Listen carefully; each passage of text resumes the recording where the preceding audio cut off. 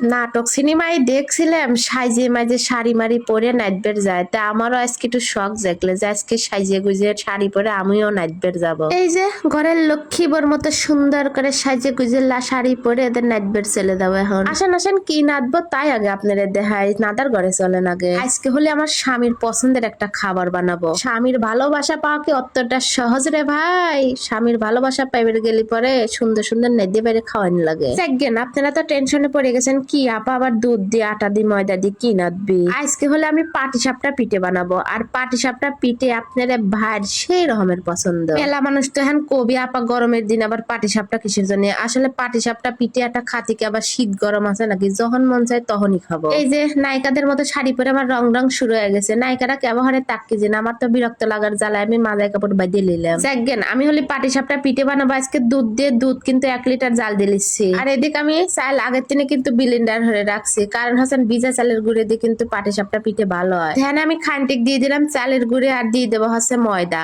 পাটিসাপটা পিঠে বানানো কিন্তু একেবারে সহজ, আমার কিন্তু বানাতেও ভালো লাগে, খাতে তো ভালো লাগে। এই যে আমি হচ্ছে চালের গুঁড়ে আর ময়দার মধ্যে দিয়ে দিলাম খান্তিক চিনি, তারপরে দিয়ে দেবো লবণ। এখন ঠান্ডা পানি দিয়ে আটাটা ভালো করে গুলা নেব। পাটিসাপটা পিঠে কিন্তু সবগুলোই বানাবে পারে, কিন্তু একজন এক রকম করে বানায়, এই দিওলি কথা। এই যে পাটিসাপটা পিঠে বানানোর জন্য কিন্তু গুলাটা রেডি হয়ে গেল, আর এখন চলে যাবো সেই আবার দুধের কাছে। আর এদিকে আবার আমি কি শুরু করছি দেখেন, নারকেল ডিপ ফ্রিজে থুইছিলাম সেটা কামড়া কুমড়ে খাচ্ছি। এখন দেখতেছি নারকেলের স্বাদ তো নাই রে ভাই, অত বড় পয়ে রয়েছে। দুধ কিন্তু আমি মেলা শুয়ে ফেলছি, এখন দিয়ে দিলাম নারকেল, আর একটু দুধের বাসনা বাড়ানোর জন্য দিয়ে দেবো এলাচ। এলাচ দেওয়ার পরে দিয়ে দিলাম কয়হান তেজপাতা, দিয়ে ডক করে লাইরে চাইরে আরো দুধ শুয়ে ফেলবো। এই যে এদিক কিন্তু আমি খান্তিক চালের গুঁড়ে লিয়েছি, আর চালের গুঁড়ের মধ্যে এখন একটু পানি দিয়ে ডক করে গুলাবো। আর এদিক আরেকটা কাহিনী হয়ে গেছে, কারেন্টের যে অবস্থা রে ভাই, কিছু নাইট বের গেলে চলে যায়, ধুপ করে কারেন্ট চলে, কি হরবো এই যে গ্যাসের চুলাই লিয়ে আসলাম। আর এদিক এই যে আটা গুলানে দিয়ে দিলাম দুধের মধ্যে, কারণ যাতে দুধটা ঘন হয়ে যায়। অনেকেই পাটিসাপটা কিন্তু সুজি দিয়ে বানায়, কিন্তু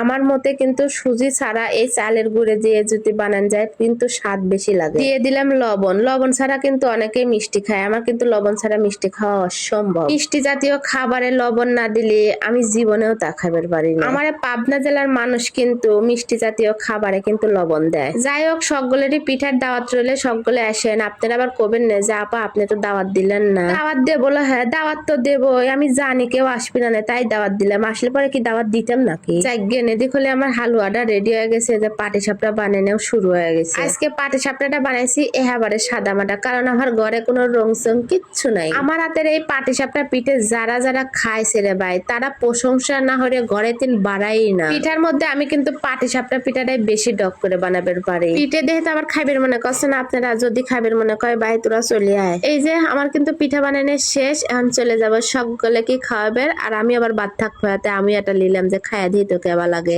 কোপ খায়া দেখি কি জম্মের স্বাদ হয়েছে।